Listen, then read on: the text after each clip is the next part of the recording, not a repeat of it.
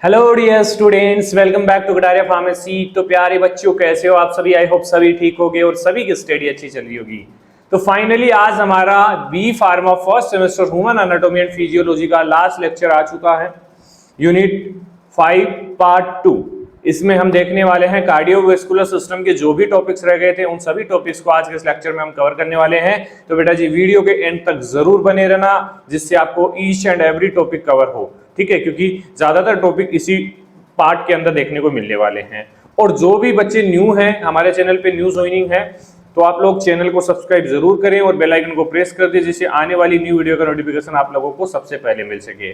और वीडियो के डिस्क्रिप्शन में प्लेलिस्ट का लिंक दिया हुआ है, तो पीछे वाले लेक्चर देखना ना भूले, क्योंकि भाई स्टेप बाय स्टेप हम चलेंगे तो सारी चीजें क्लियर होगी, सारी चीजें समझ में आएगी, है ना?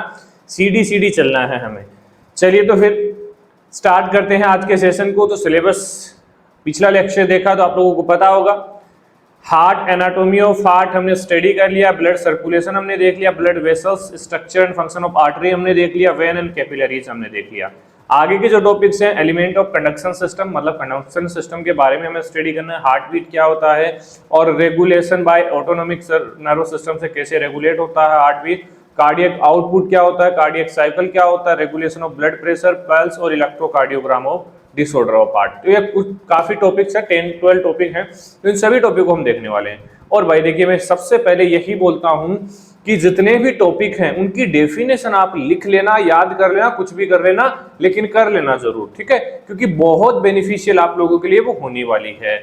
तो चलिए भाई स्टार्ट करते हैं। आज देखते हैं कि भाई हार्ट का सिस्टम काम कैसे करता है, कैसे ब्लड पंप कर पाता है ना, कैसे स्टार्ट होता है। कहीं ना कहीं इसको भी एक करंट की रिक्वायरमेंट पड़ती है। जब हम कोई बाइक हमारी सेल्फ स्टार्ट करते हैं, तो वैसे ही जिसमें बाइक में सेल्फ होता है, वैसे ही हमारे हार्ट के अंदर भी सेल्फ लगा होता है, बैटरी लगी होती है, जिससे हमारा हार्ट ब्लड को पंप कर पाता है।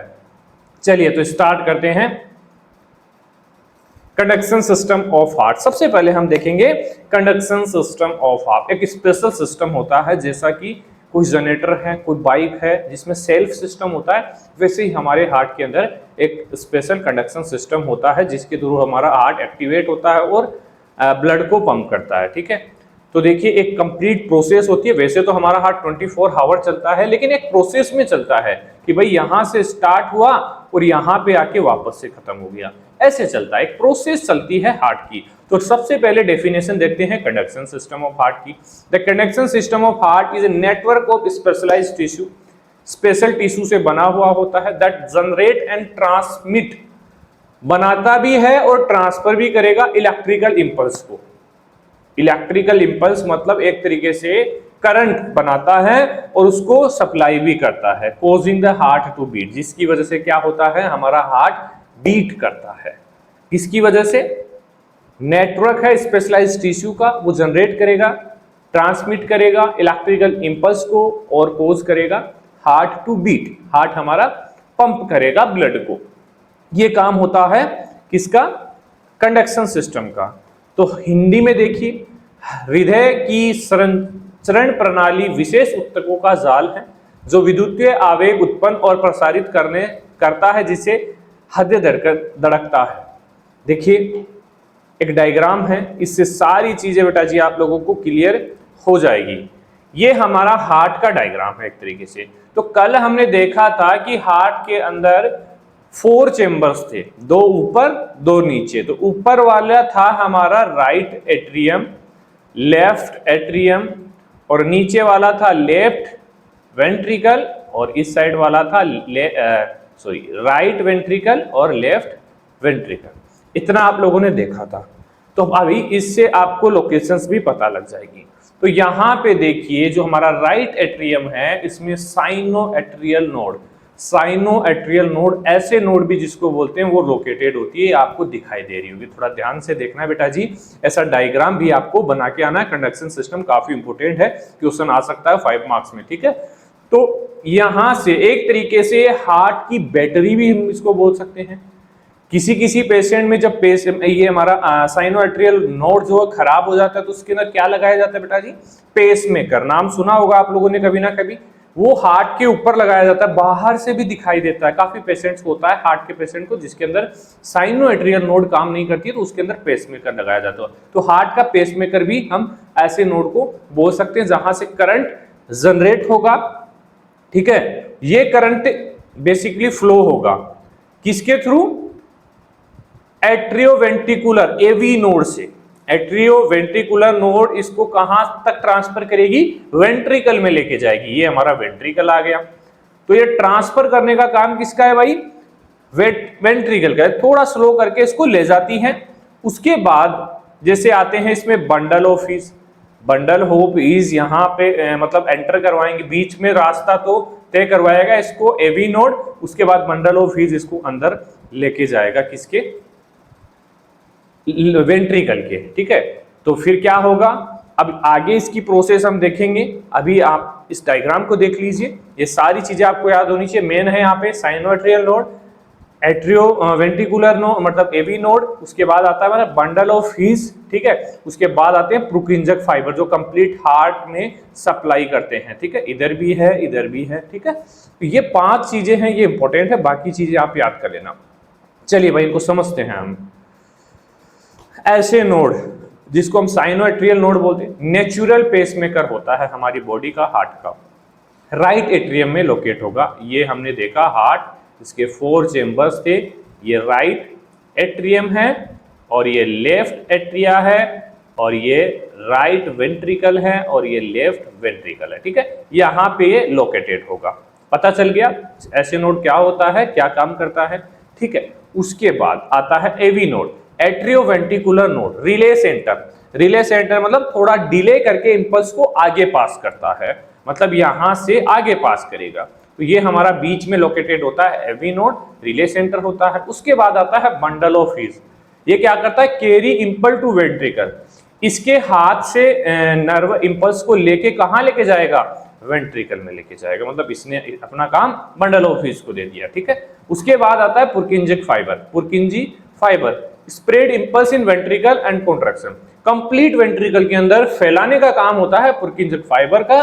उसके बाद वेंट्रिकल कॉन्ट्रैक्ट होगा और जब वेंट्रिकल कॉन्ट्रैक्ट होगा तो ब्लड वेंट्रिकल से बाहर निकलेगा। बाहर निकलेगा तो कहां जाएगा? हमारी बॉडी के अंदर सप्लाई होगा। तो हुई ना स्टार्ट प्रोसेस।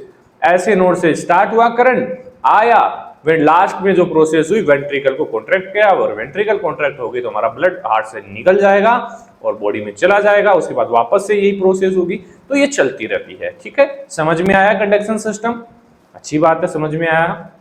बाकी बेटा जी आप लोग कमेंट नहीं करते, कमेंट करके बता सकते हैं कि लेक्चर्स कैसे लग रहे हैं आप लोगों को। कोई भी दिक्कत है तो बिल्कुल बेझिझक बता सकते हैं, ठीक है। ऐसे नोड स्कूल बेल की तरह है, स्टार्ट करता है हार्ट बीट को। एवी नोड क्लास मॉनिटर है, डिले एंड पास, पास करवाता है कि हाँ भाई अब चले जाइए आप। बंडल एंड पुर्किंजक मैसेंजर्स हैं जो स्प्रेड करते हैं इंफॉर्मेशन को और चारों तरफ, ठीक है। तो ये छोटी सी ट्रिक है। चलिए नेक्स्ट देखते हैं हम। हार्ट बीट क्या होता है? सभी जानते हैं भाई, हमारा हार्ट कितनी बार धड़कता है 1 मिनट में, उसको क्या बोलते हैं भाई? Heart beat. कितना एवरेज कितना होता है भाई? एवरेज 72 बीट पर मिनट, है ना? इतना ही है ना। डेफिनेशन देखिए, the rhythmic contraction and relaxation of heart is called as heart beat. मतलब कि पहले कॉन्ट्रैक्शन हुआ फिर रिलैक्सेशन हुआ, तो उसमें 1 मिनट में कितनी बार ये हो रहा है उसको हम बोलते हैं हार्ट बीट। तो हिंदी में देखिए, हृदय की लयबद्ध संकुचन और प्रसार को हृदय की धड़कन कहते हैं। इंग्लिश में अच्छे से समझ में आएगा, हिंदी में किसी भी बच्चे को याद नहीं करना है, सिर्फ समझने के पॉइंट ऑफ व्यू से यहाँ पे रखी गई है। The rhythmic contraction and relaxation of heart is called as heart beat. बहुत ईजी है। नॉर्मल हार्ट बीट जो होता है हमारा 72 बीट पर मिनट होगा। टेकीकार्डिया, अब देखिए टेकीकार्डिया वर्ड अगर आपको कहीं सुनाई दे तो समझ जाना कि हमारा हार्ट बीट बढ़ चुका है। क्या हो चुका है? बढ़ चुका है। More than 100 beat per minute, बहुत फास्ट हो गया, इसको बोलते हैं टेकीकार्डिया। अब भाई हार्ट बीट कम हो जाएगा, उसको क्या बोलेंगे? उसको बोलेंगे ब्रेडीकार्डिया, ठीक है।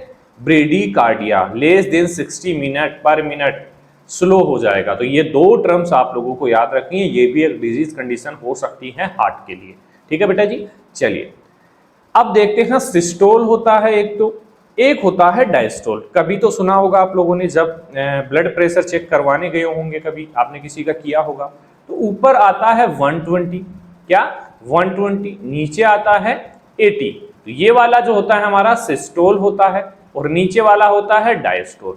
अब भाई सिस्टोल डायस्टोल क्या है? तो समझा देता हूं। When the heart contract, contract का मतलब हार्ट कॉन्ट्रैक्ट होगा, pump blood out the heart, मतलब कि मान लीजिए ये कोई गुब्बारा है तो इसको मैं भींचूंगा, दबाऊंगा तो क्या होगा, इसका जो पानी भरा हुआ है इसके अंदर वो बाहर निकल जाएगा, निकल जाएगा ना। तो इस प्रोसेस को क्या बोल रहे हैं, डायस्टोल बोल रहे हैं। तो भाई इस टाइम प्रेशर ज्यादा है ना, प्रेशर ज्यादा रिक्वायर होगा, तो ये हो गया 120, इसलिए ऊपर वाला प्रेशर जो होता है वो ज्यादा होता है। अब नीचे आते हैं, डायस्टोल मतलब जब ये कॉन्ट्रैक्ट होके वापस से रिलैक्स होगा, तो वापस रिलैक्स होगा तो क्या ज्यादा फोर्स रिक्वायर होगा, इमेजिन कीजिए, दिमाग लगाइए, नहीं होगा ना, अपने आप हो जाएगा। मान लीजिए आप कोई भी चीज देखिए, कोई गुब्बारा है उसको दबा रहे हो, हवा भरी है उसके अंदर, तो दबाओगे तब तो जोर आएगा उसमें, लेकिन छोड़ोगे तो अपने आप अपनी स्थिति में आ जाएगा। तो वही चीज हमारे हार्ट के साथ हो रही है, तो इसको बोलते हैं हम diastole. When the heart relax and feel blood, वापस से उसके अंदर हवा भर जाएगी, फील हो जाएगा, ब्लड से फील हो जाएगा। तो ऐसे प्रोसेस चलती है भाई, तभी तो पंप होगा ना। जब आपने देखा हो ना बचपन में जो कुल्फियां बेचते थे बाहर मार्केट के अंदर, मतलब फेरी वाले, तो वो एक ऐसा भोंपो लेके आते थे जिसको इसे दबाते थे, तो पहले उसके अंदर हवा होती थी तो बाहर निकलती थी तो आवाज करती थी, है ना। देखा है ना आप लोगों ने, कभी बजा के भी देखा होगा, मुझे बजाने दो, है ना, बोला होगा आप लोगों ने, हमने तो किया है यार, अब आप लोगों ने किया है नहीं। तो उसको दबाते हैं तो उसके अंदर हवा होती है, बाहर निकल जाती है, फिर वापस से वो अपने आप आ जाता है, फिर वापस आ जाती है, तो पो पो पो करता है। तो वैसे ही हमारा हार्ट भी करता है, लप डप लप डप लप डप। बस आई होप आपको समझ में आ गई होंगी चीजें। चलिए, ये हमारा हार्ट बीट हो गया। अब बात करते हैं regulation of heart beat by autonomic nervous system. Autonomic nervous system पढ़ लिया हम लोगों ने, है ना। पेरिफेरल सिस्टम का पार्ट है, पेरिफेरल दो पार्ट में डिवाइड था, सोमेटिक एंड ऑटोनोमिक।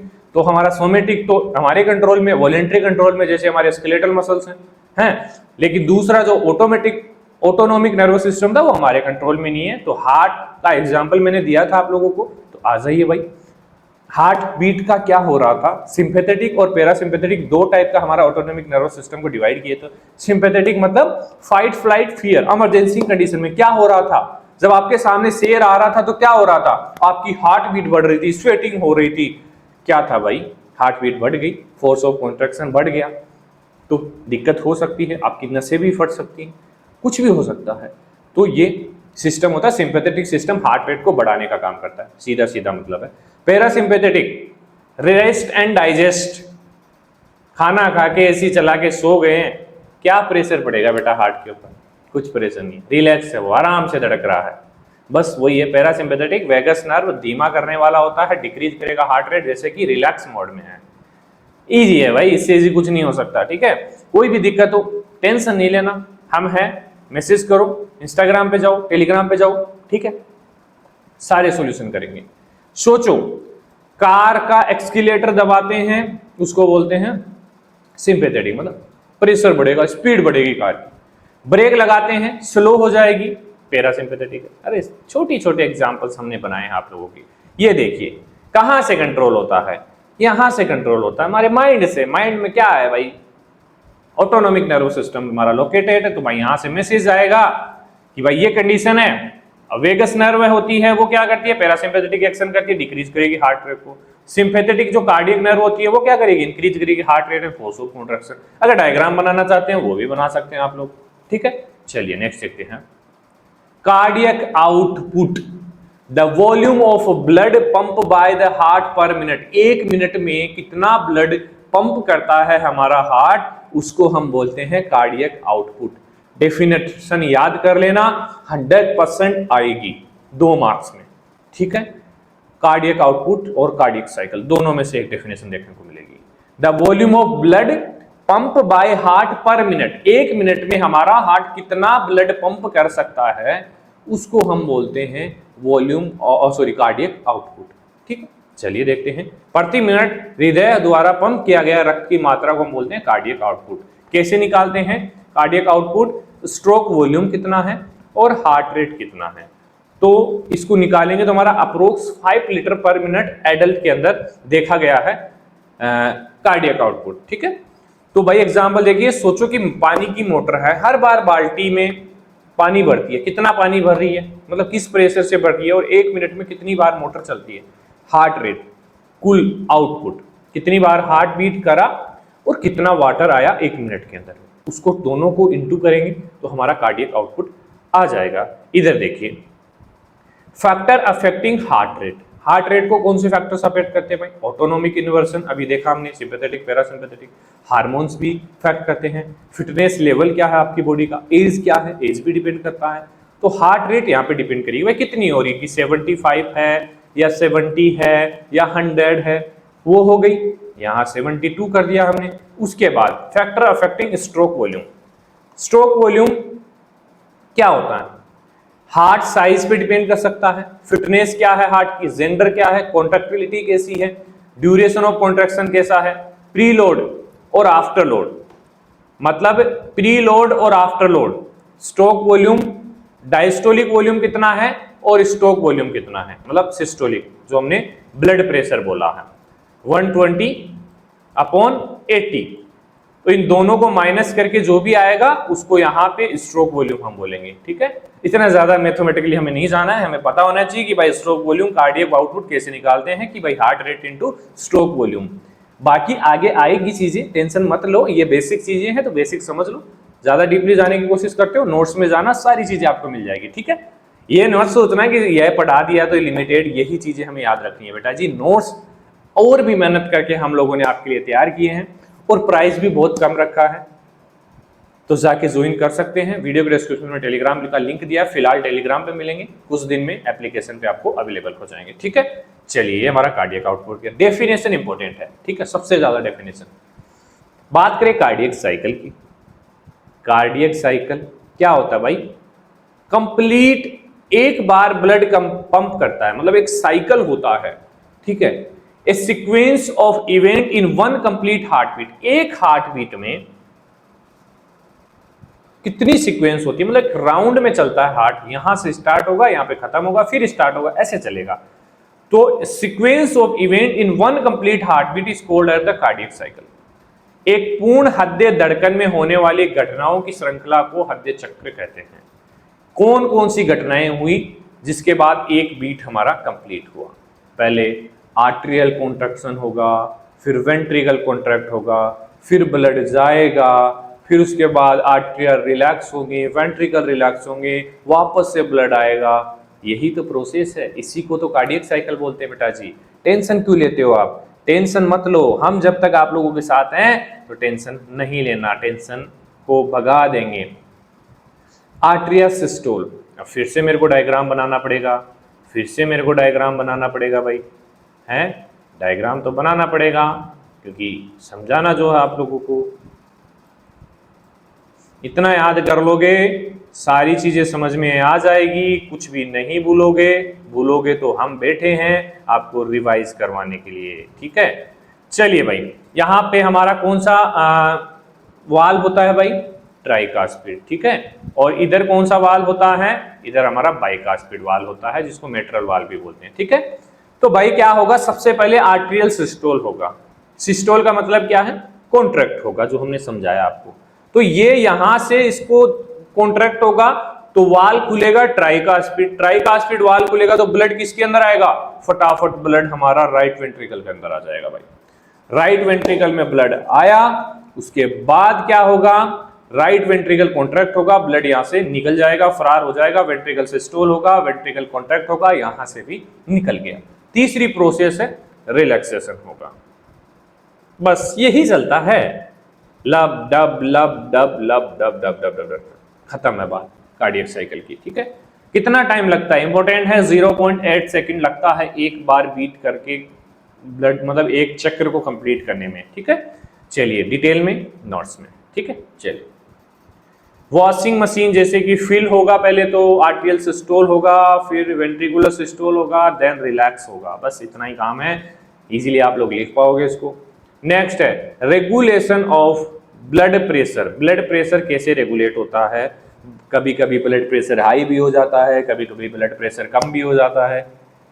तो सीधा सीधा अभी हमने देखा autonomic nervous system, sympathetic parasympathetic, तो एक तो वही हो गया ना, जब आपके सामने शेर आएगा तो क्या होगा, ब्लड प्रेशर कम होगा या ज्यादा होगा, सीधा सीधा फंडा है ना, ज्यादा होगा धड़कने बढ़ जाएगी भाई, बहुत तेज, हाथ लगा के देख लेना, उछल कूद कर रहा होगा आपका हार्ट, तो वो ब्लड प्रेशर बढ़ता है, हाइपरटेंशन होता है। ठीक है, blood pressure is a force exert by circulating blood on the wall of artery, मतलब ये वाल है, आर्टरी है, इसके अंदर जो ब्लड है वो प्रेशर से जाएगा तो फोर्स लगेगा आर्टरी पे, तो उसको हम बोलते हैं ब्लड प्रेशर। डेफिनेशन याद कर लेनी है आप लोगों को।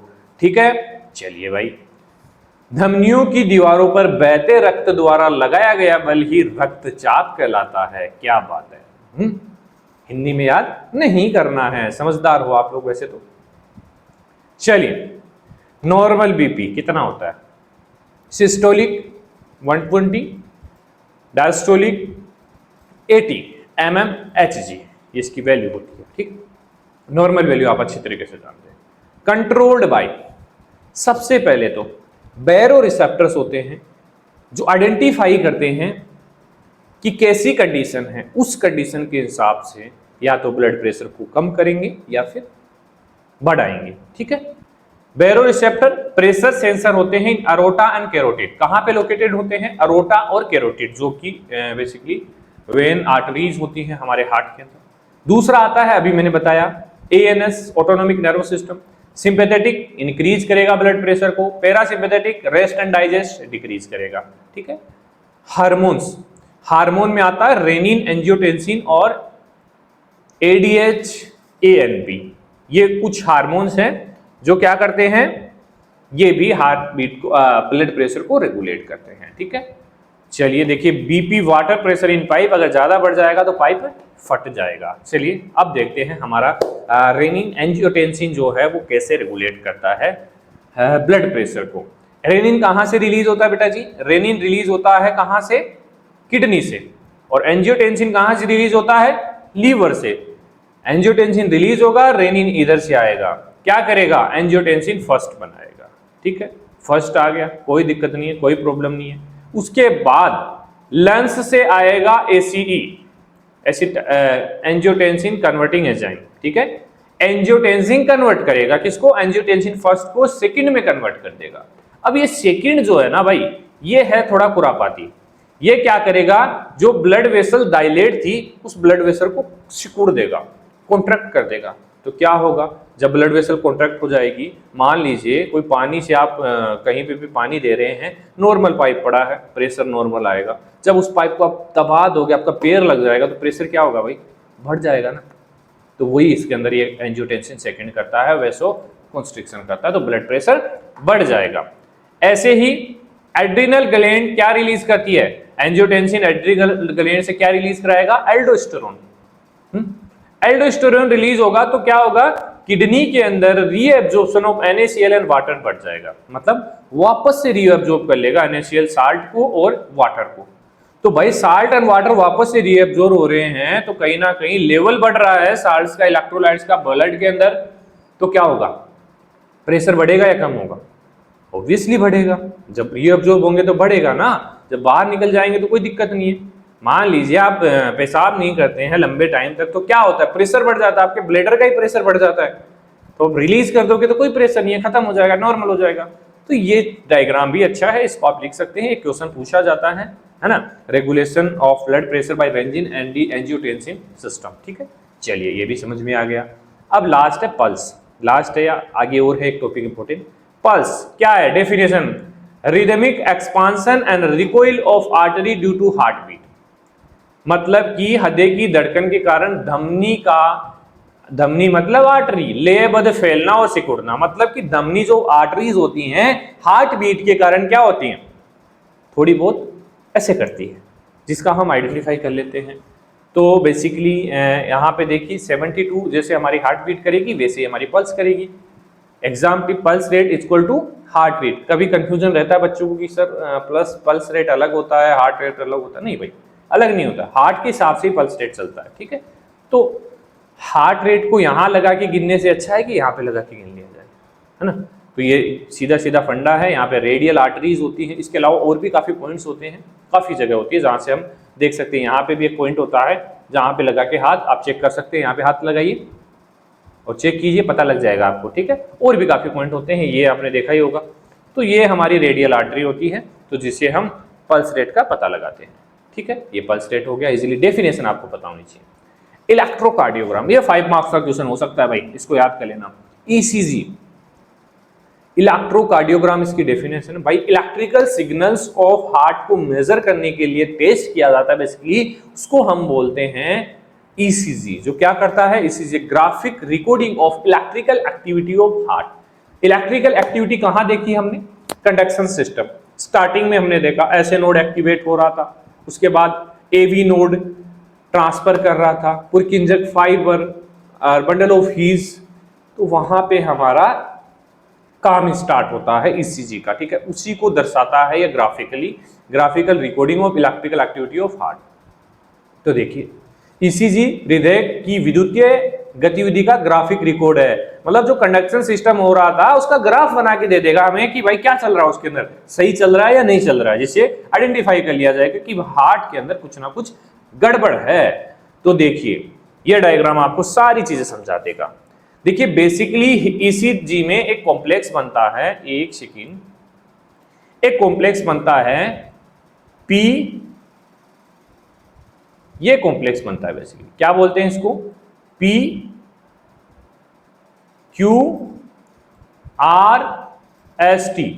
कौन सा कॉम्प्लेक्स बनता है, P Q R S T complex बनता है बेसिकली, इसी रिदम में चलता है। ठीक है, जब ये सीधा हो जाएगा तो आदमी भी सीधा हो जाएगा। ठीक है, भगवान के पास जाने के लिए, तो तभी ये हार्ट बीट ऐसे चलनी चाहिए, हमारी लाइफ भी ऐसे ही चलनी चाहिए, उतार चढ़ाव जरूरी है। अगर सीधी हो जाएगी तो भाई ठीक है। तो देखिए पी वेव कब होता है, एक्टिवेशन ऑफ द आर्टिया, मतलब कि ऐसे नोड हमारी एक्टिवेट हो जाएगी, आर्टिया हमारा एक्टिव हो जाएगा। आर्ट्रिया मतलब मैंने बताया था ना आप लोगों को, राइट आर्ट्रियम। कौन सी, राइट आर्ट्रियम, जो कॉन्ट्रैक्ट हो जाएगी, एक्टिवेट हो जाएगी ब्लड को आगे पहुंचाने के लिए वेंट्रिकल्स में, तो वो होता है पी वेव। ठीक है, दूसरा आता है क्यूआरएस कॉम्प्लेक्स, कब बनेगा, जब ब्लड आ जाएगा वेंट्रिकल के अंदर, वेंट्रिकल तैयार हो जाएगा ब्लड को बॉडी में सप्लाई करने के लिए, तब बनेगा एकदम से क्यूआरएस कॉम्प्लेक्स। क्यूआरएस कॉम्प्लेक्स बन गया। अब लास्ट है टी वेव रिकवरी वेव है, वापस से रिकवर होगा हार्ट और वापस से ब्लड आएगा उसके अंदर, तो ये मतलब ऐसे प्रोसेस चलता रहेगा। और ये देखिए, अब देखिए इसमें अगर नॉर्मल हार्ट बीट है तो सेम ग्राफ्स आएंगे। ठीक है, मुझे लगता है कि इसको देख लिया ना तो आप भी ईसीजी पढ़ने लग जाएंगे। इससे पहले तो ऐसा था कि कोई बोलता था, फार्मासिस्ट हो आप, इसको पढ़िए ना, तो क्या बोलते थे, मैं डॉक्टर थोड़ी हूं।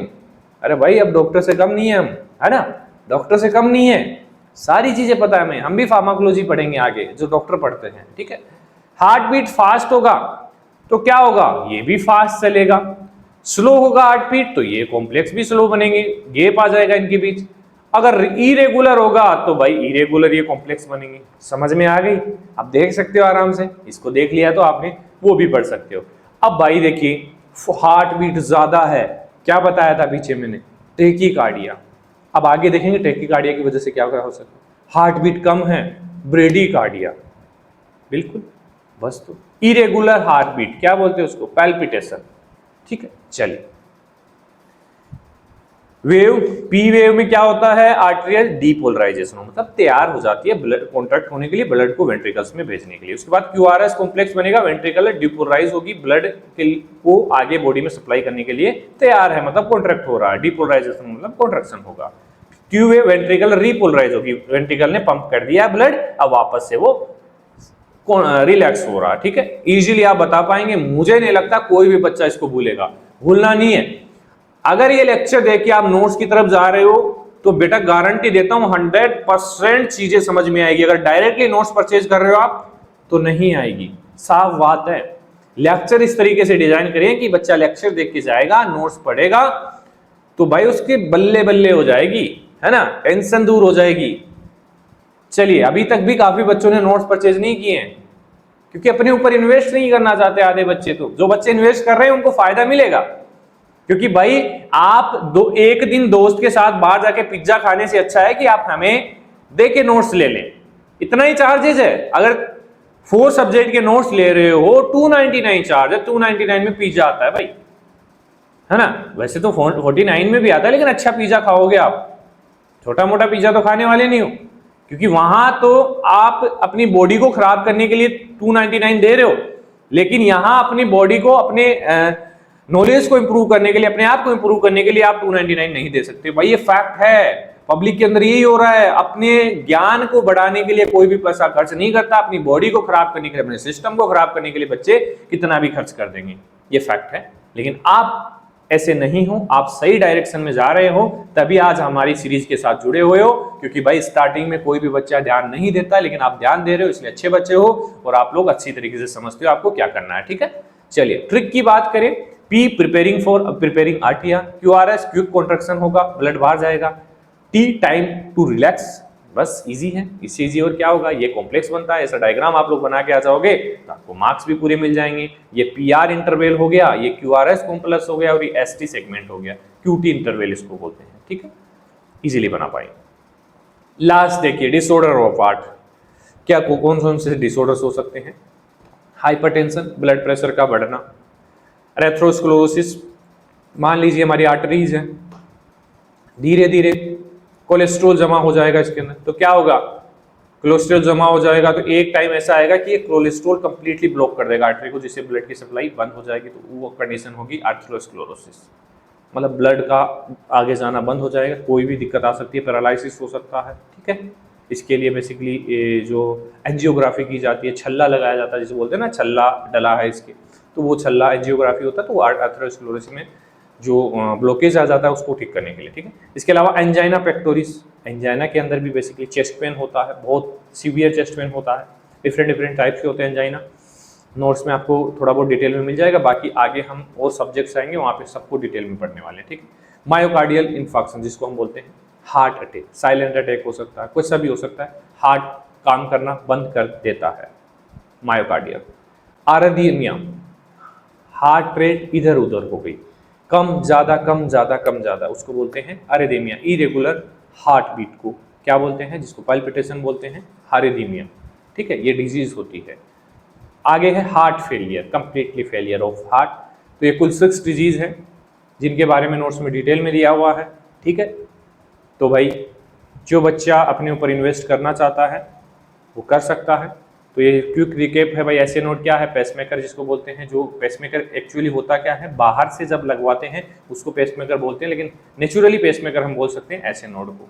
Heart regulate by ANS, autonomic nervous system, sympathetic increase करेगा, पैरासिम्पैथेटिक डिक्रीज करेगा। Cardiac output SV, stroke volume और heart rate. Cardiac cycle 0.8 second. ठीक है, BP हमारा 120/80 mmHg। ठीक है, ECG, PQRST, इजी है।